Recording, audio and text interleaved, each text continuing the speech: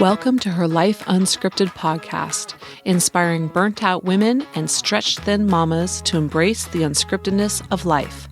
Brought to you by Anna Osborne.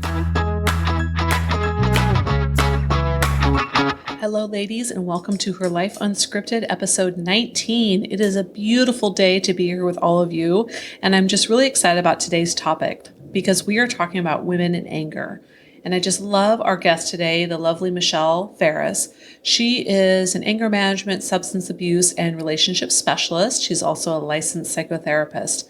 And I think that one thing that I just, so many aspects of the conversation that we have, but one thing is just talking about how women are not modeled how to have healthy anger. They are taught to stuff it. They are taught to be the nice girl. And anytime they express anger, it's usually negatively reinforced in their environment. So I just really love this conversation that Michelle and I have because it just dives into anger and how it can be something that's very, very healthy, and also how to be able to use the word no and set those boundaries, especially when we've been conditioned to hold it all in or stuff it. I'm really, really excited to be able to share Michelle with you. She works a lot with women about how to stop hurting themselves and their loved ones with their anger. And she just normalizes so much of this healthy feeling. And really, you'll get to hear, but I had a few aha moments in our conversation that just opened my eyes so much. So you'll get to hear about that as well. So I hope you enjoy, and I can't wait to hear what y'all think. Welcome, everybody, to Her Life Unscripted. We are here on the podcast, and I'm so excited to have a lovely friend of mine, Michelle Farris, on the episode today. She is just one amazing lady, and I'm so excited to introduce you guys to her. You're going to just fall in love with her interview and I'm just excited to introduce her. Hello, Michelle. Hello, Anna. Thank you for having me. Absolutely. I'm excited to have you. Michelle is like this amazing connector. She just has this ability to just reach out to people and offer support. And Michelle and I met years ago online, which actually sounds really funny. We've just become friends. And I just enjoy our phone conversations and getting to kind of hear all the amazing things that she's doing in her business. And so I'm excited to have her here and really dive into a topic that I think, especially for women, is one that we don't talk enough about, and that is this feeling of anger.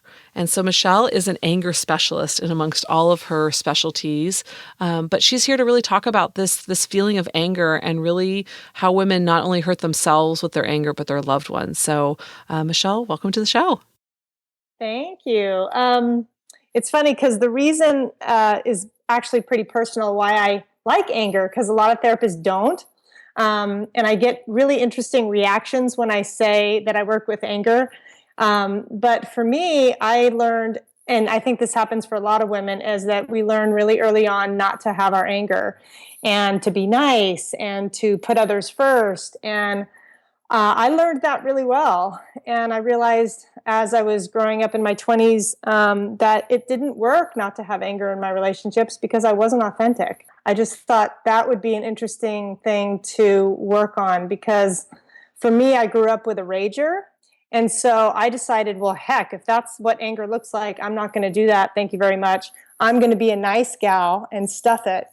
And it's so interesting because in my practice, I see so many women that stuff it, and yet it leaks out and they scream at their kids and they hit their husband. And, women are a lot more physical with their anger than people realize.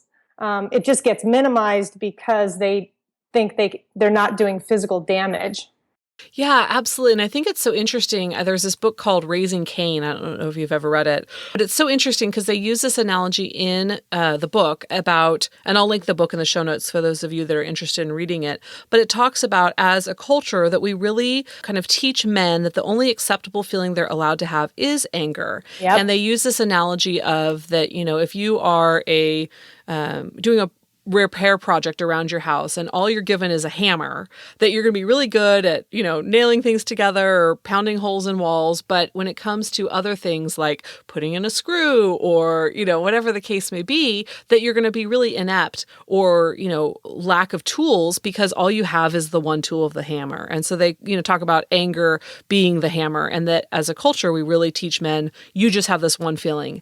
And we actually do, thinking about what you're talking about, we do the complete opposite to women, which is you can have all these feelings about being, polite and kind and loving, but don't be angry. And that if you are angry, there's something wrong with you because as a woman, that means that whatever it means. And so it is interesting how we really teach women, don't be angry. Yeah. And I think that it ends up coming out in addiction and overeating and drinking and just feeling inauthentic. And I think it's really, that's why a lot of the women come to us, I think, is because they really haven't ever expressed what isn't okay with them. And they don't know that that's even okay. Yeah, absolutely. And also too, that other piece of, like you said, growing up with a rager is that we're so often told that the behavior associated with anger is just anger, right? So somebody's yelling or screaming or throwing things. Oh, that's just mom or dad being angry. No, that's toxic behavior. That's unhealthy behavior. The feeling is good. The feeling of anger it's a healthy, righteous feeling, just like all of our other feelings. That's right. Well, I don't know about you, but I didn't hear anything about healthy anger when I was growing up.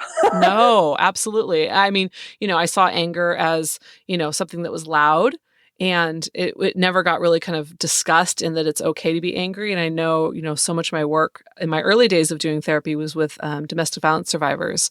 And so being able to really talk and have conversations about anger, I think that was the first time in my life where I got to have those conversations and really learn that anger was healthy. And how empowering it is to express it. Well, and share more about that, because we're kind of diving in, and I love this about us. We can just dive right in. But why is anger healthy? I know that's a huge question, but what are some of the ways that you can kind of educate the audience, especially if they've been modeled that anger, the behavior, the abusive behavior has been mislabeled as anger. And so why is anger healthy? Because the positive side of anger is that it signals us that something isn't right.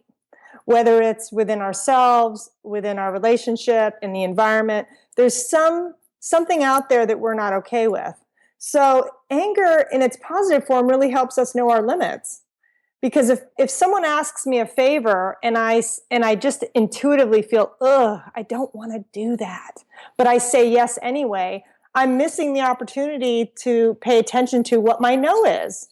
And that's the healthy part of anger, because if I can know what my no is and say, that really doesn't work for me, I'm sorry, I can't help you out there, I feel empowered. And I feel like, wow, I'm really at choice in my relationship, as opposed to if I ignore that feeling and just go, oh, yeah, that's fine, I'll do it, and then resent it.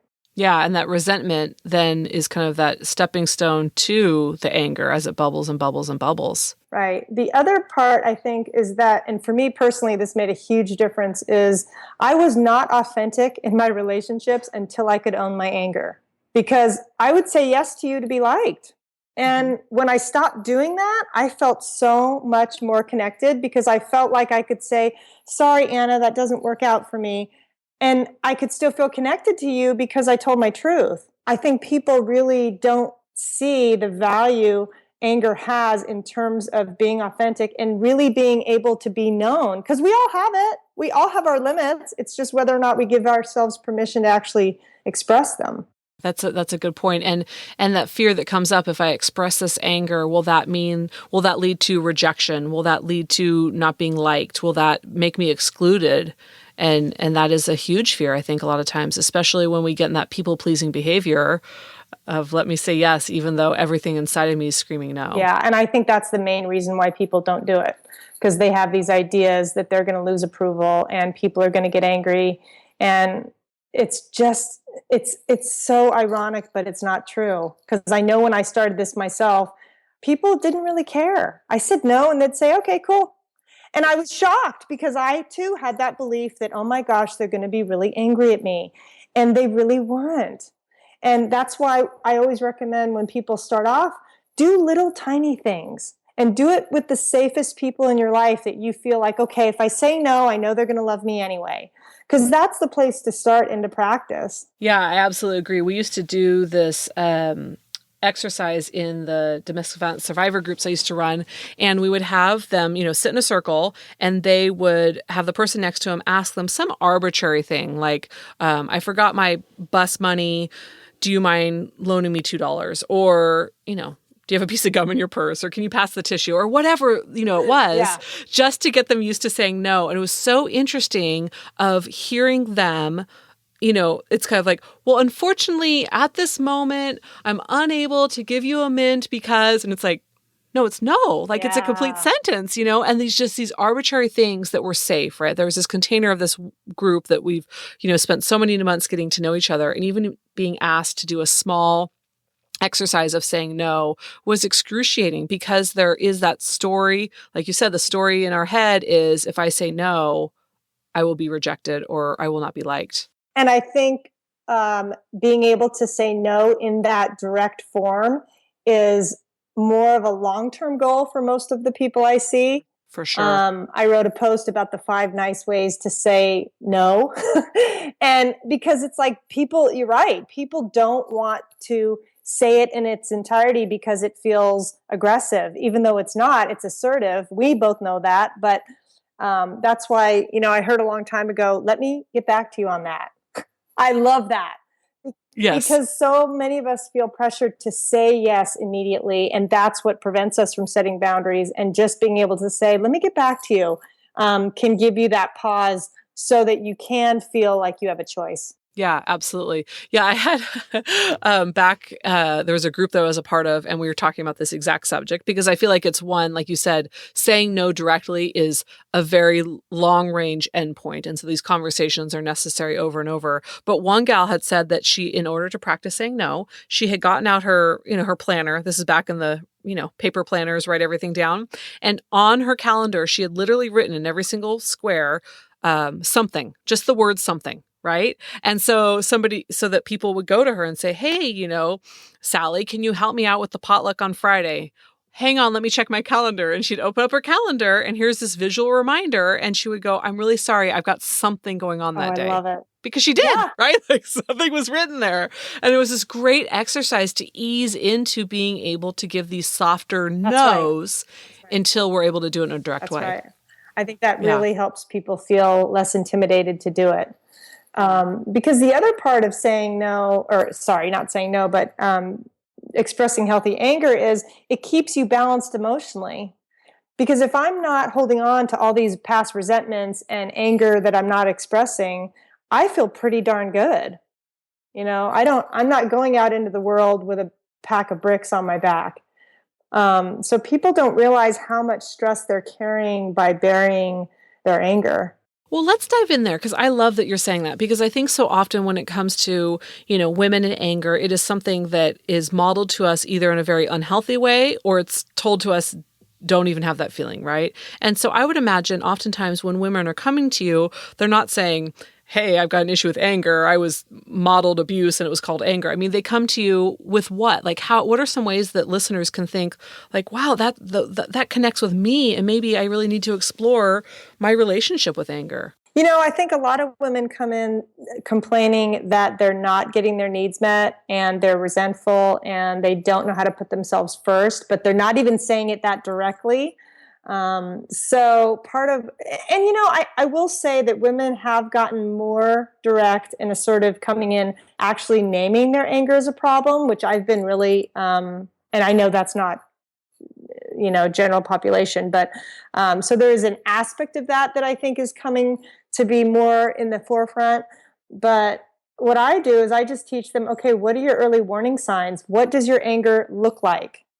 And we talk about physical signs of anger, like muscle tension, heart rate, emotional signs. Some people start to feel grumpy, or just that low level of annoyance. And if you're always annoyed, it's not going to take you much to get angry. Let's face it. Yeah. Yeah. And then behavioral. I remember I had a roommate in college, and the minute he would grab a cigarette, I knew he was upset. So that was his cue that whenever he reached for a cigarette, most of the time he was stressed out. So I usually have them start to write what their early warning signs look like so that they can start to spot it. Awesome. So they become like super observers of themselves prior to that anger so they can start having an ability to de-escalate before they get there. Right.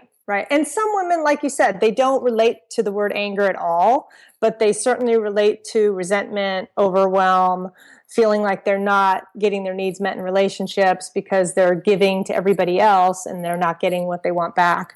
For sure. So that irritability, the impatience, the resentment, the overwhelm, that those can be kind of indicators of this anger that's just being stuffed over and over. Right. And so thinking about that, when women are coming in, what are the ways, I mean, you kind of talked about not being able to be authentic with themselves because they're kind of, slicing off a whole section of feelings and labeling them as undesirable. What are the ways that really women hurt themselves with anger? Oh gosh, one of my workshops, we had a whole discussion about food and alcohol, and it was really big. And they all admitted to, it was a really quick way to stuff those feelings, to have a couple of drinks or to have some sugar and stuff themselves with food because, then your body's full and you're not going to feel that anymore. So we had a really interesting discussion about that because I think that's really, and, women can do it with shopping and other forms too, but the food and the alcohol came up a lot. Oh, it's so this morning I'm getting ready to, go to the gym with my kids and I have to exercise regularly. It's just part of it. It helps my anxious tendencies. I'm, blessed from both sides of my family with that, wonderful trait. And it also, your irritability, impatience, like exercise regularly for me is just, it has to happen. It's not even self-care. It's like self-preservation. So I'm getting the kids ready and, we're running late. My CrossFit class starts at an exact time. And that's what I'm going there for. And they're just being just like, everybody's just at each other's throats. And right before we leave, everybody's melting down and it's like, oh, I'm gonna be late, And so I get them in the car. And afterwards, I was dropping them off at a childcare place to be able to obviously come and do this interview. Anyways, so I'm in the car and I'm like, don't lose your temper. Don't lose your temper. I'm going to get angry about this. This is not worth getting angry over. And I thought, you know what? I'm just going to drop them off at the kids' care place and I'm going to go shopping. Blow off the gym. Screw the gym, right? And I had this moment because I'm already in the car. So Lord knows I can't run inside and get some food to, soothe this feeling. And so I'm like, that's it. I've got my purse. I'm going to go shopping. And I was like, Anna, pull yourself together here. You are clearly frustrated. Everybody is just, the impatience is at a high, not only with you, but the kids. Yeah. You need to go nowhere else. Do not pass go. Do not collect your $200. Get your ass to the gym. That's a perfect example of self-talk because you caught it. Oh, totally. And I started laughing. And it's a funny thing. We're doing a lot of renovations around the house right now. And so I'm trying to be very conscientious about not spending because I really want my 10-year-old linoleum floors with holes in it are driving me crazy. I'm excited about my new floors. And so, every bit helps. And so I just started laughing wow. And I caught it immediately. Right. And I think if I was in the house, I would have probably gone right to the cabinet. But I was already buckled in the car in reverse. So all I could think of was find me a target. But that is so key because that's the first thing I talk about is catching your self-talk. Because we all have that, oh, here he goes again. This is never going to change. Why bother? And it's those thoughts that if we can catch it, or I'm just going to go shopping. I mean, that was awesome because anger starts in the mind. It starts with what we are telling ourselves. It's not the actual event. And that's where people get kind of confused because we think, oh, it's really upsetting when my husband yells at me. Well, yeah, sure it is. But it's your perception of what somebody else is doing that's making you more upset, not what's actually happening. Oh, that is so important. I want to repeat that, okay, to the audience because that is so key, right? So it's what we're telling ourselves about that situation that's causing the anger, not the situation in and of itself. So using my crazy example from this morning, it was not that, everybody's, throwing themselves on the ground and throwing a tantrum. It's that my expectation is we're going to get out the door on time, that I'm going to make it to my class on time. We're all going to be loving and kind, and that my 4-year-olds will always listen the first time I talk to them. And otherwise, they're being disrespectful. That's the story I'm telling myself. Yeah. So it deviates from that because, hello, it's reality, right? And then the anger comes because it's so far away from what I've told myself or what I've told myself the story about the situation versus the reality of meltdowns happen. Yeah. And it's never going to look perfect. And I think that's what women need to hear too, is that, you can take these skills, but it's not going to be absolutely pristine perfect, but it's progress. And you can catch that thought like you just did about the shopping and go, you know what, I can choose something different, but that takes time and that takes, a practice of, oh my gosh, I did start to like criticize that guy in my head. And that's why I yelled at him. But I know the story I always tell with is my, one of the people I dated was late all the time. And I interpreted that as he doesn't care about me. And I couldn't figure out, gosh, I'm getting so upset every time this guy's late.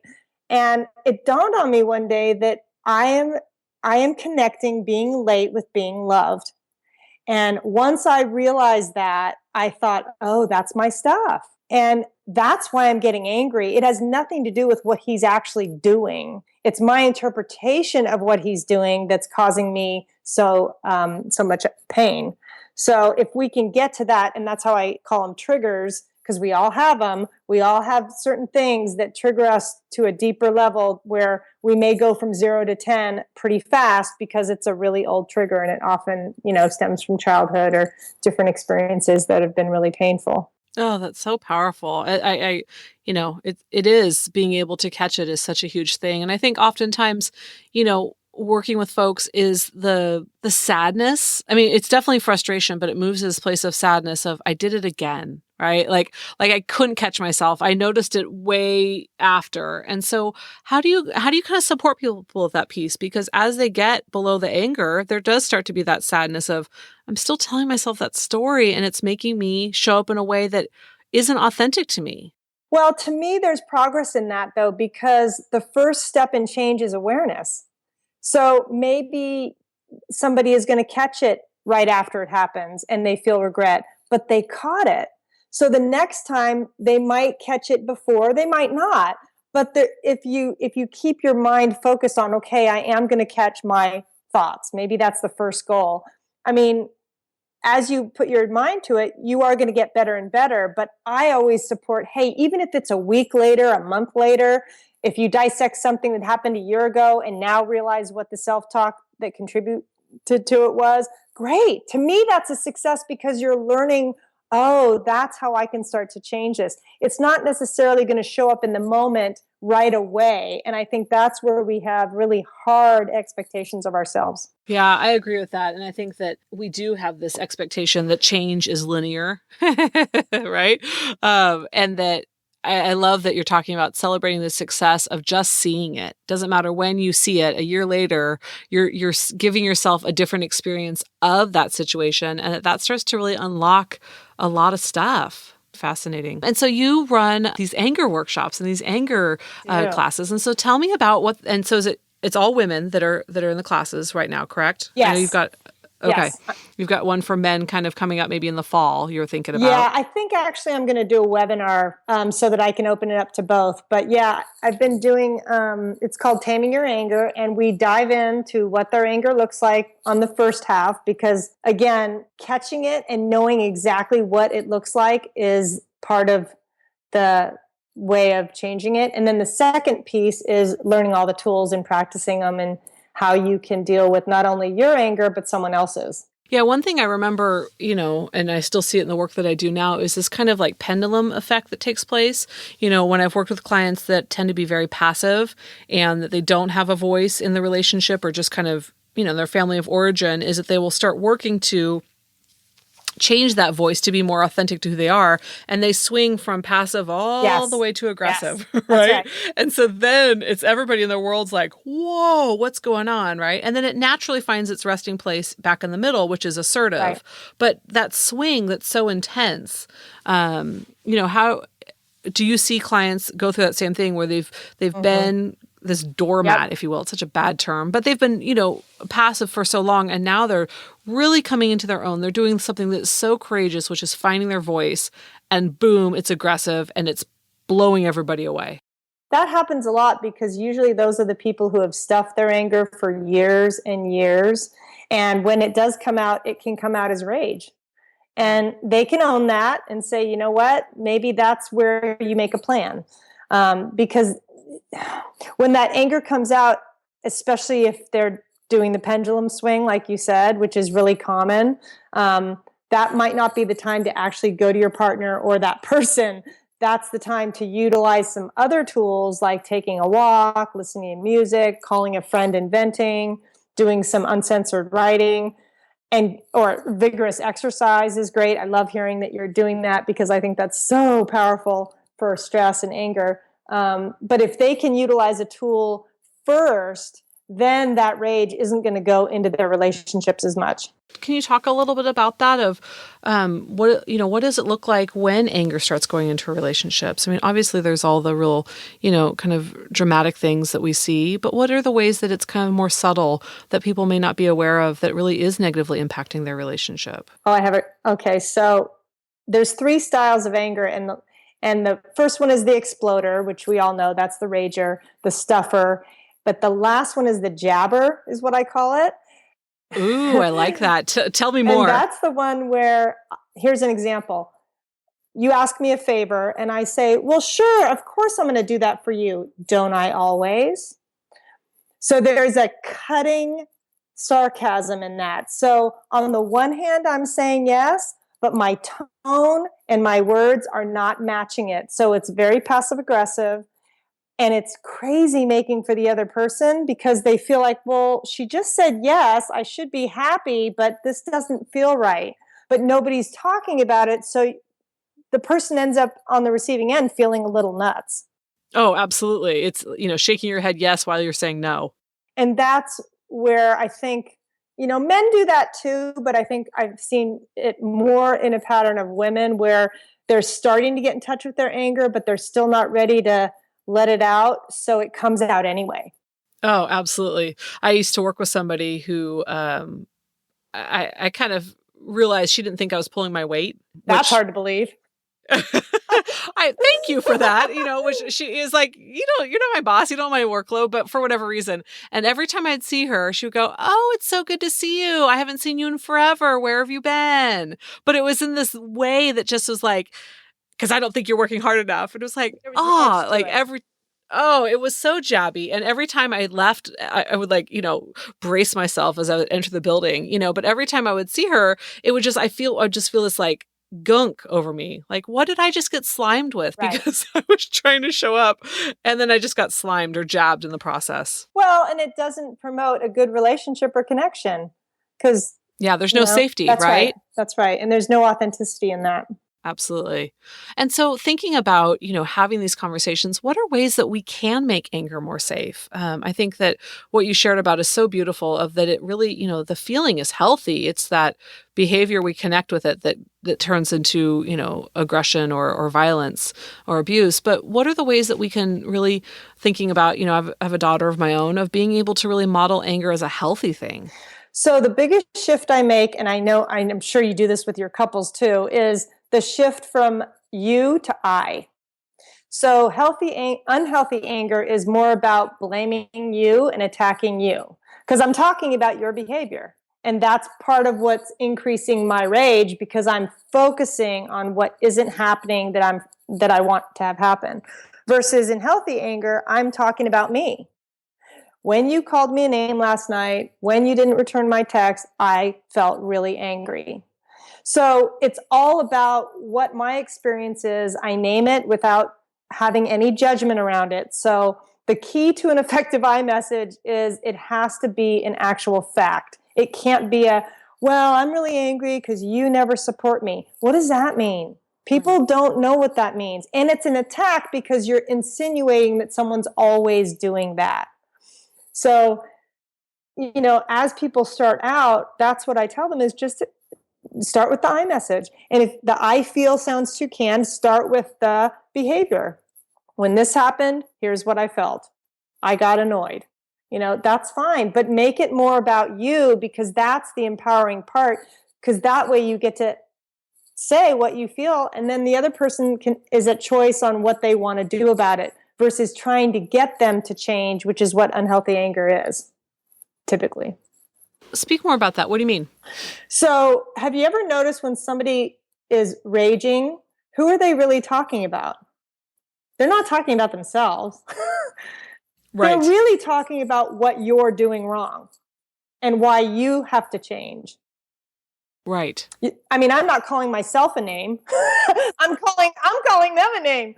So it's like, it's in healthy anger, it's the exact opposite. I have to own my own experience and own it. Like, this is my reaction. I'm not right or wrong, but this is what's bothering me. Because if I make it subjective, it's a lot harder for somebody to get defensive over that versus, well, I'm right. Because the minute the wall of being right comes up, the other person's going to get defensive and lash back. Right. Absolutely. Yeah. So that healthy anger is being able to look at how it is for us. Right. And what's going on with us versus the unhealthy is making it about somebody else. And this is great to model for kids, because then kids can go, wow, I'm really mad, mommy, as opposed, and you can help them do that. And it's very empowering for little kids to see us own our anger versus blame them, because that's what scares them. Yeah. And, it's like my kids, Mom, I'm so frustrated, and I'm like, so all right, yeah. Tell me what's going on, right. How can I help? And when they start, throwing things or getting crazy, I'll kind of back up and they'll, help me. I'm like, well, I can't help you when you're like that. But if you tell me what's going on, I'm super willing to help you. But that feels a little bit too scary for mom to come help you when you're throwing toys. And, okay, I've really tried to differentiate from the behavior. Oh, that's so beautiful. Your kids are so benefiting from that. Oh. I sure hope so. I think that's the part as a parent is, in the moment, it's like, God, I hope I'm doing this right. Like, if not, I promise I'm saving for your therapy later. Like, no, I've seen you as a parent. You're wonderful. Oh, I appreciate that. Yeah, it's interesting. I talk with this about my clients because, I work in the office 2 days a week and see clients. And I say when I come to work, I'm competent, right? I know what I'm doing, and then I go home and I'm parenting. It's like, is there a manual? It's all those sorts of things of trying to kind of figure it out along the way. Yeah. Yeah, absolutely. So thinking about, kind of term of anger management, which I think is such a good term. And also I've known in the work that I've done, especially with DV survivors, it's also one that can be inaccurately placed on things. Mm-hmm. That when somebody is abusive they're going, well, they need to manage their anger. And it's like, well, no, those are really different things. Mm-hmm. And so when we're talking about anger management, can you kind of describe that a little bit so people can, if this is something going on with them, that they can really get a sense of what kind of support they need to reach out for? Well, in terms of the anger management, for me, it's managing feelings. But people know that term enough so that typically they'll search it and that's how they find me if anger is an issue. But for women, they may not search that term. They may search, resentment, feeling unfulfilled in relationships, depression, those others. But I'm not clear totally on what you're asking. Well, because a lot of times we would have clients come in and their partners, their abusive partners have been arrested, were getting referred to anger management versus batterer intervention programs. Oh, yeah. And so that would be very difficult because it was beyond anger. It was now abuse. And, it was the behavior, not the feeling. And so they were getting referred to or trying to enroll in anger management classes, and it wasn't addressing the abuse because, like you said, anger management is feeling management, right? Yeah. And so just that I think that there is a differentiation, but I like what you're saying is that women aren't typically seeking out anger management in those terms, especially if we ascribe anger as a feeling that men are okay to feel, but women aren't. Yeah, it's interesting because I don't know how many women actually search that term. Right. Yeah, I agree. That's why they may not. Yeah. But I think you're saying, anger management really is feeling management. Like that's huge. And I've had some clients call me that have taken the Batterers program that I used to teach, and they still need more individualized work. Absolutely. Absolutely. Because we get down into what are your triggers? What does anger look like for you? Because there's a reason people get angry. And that's probably the biggest thing I try to normalize in my course because, you're not wrong for being angry. There is a reason. There's something in your environment or within you that is not okay. And that needs to be checked out.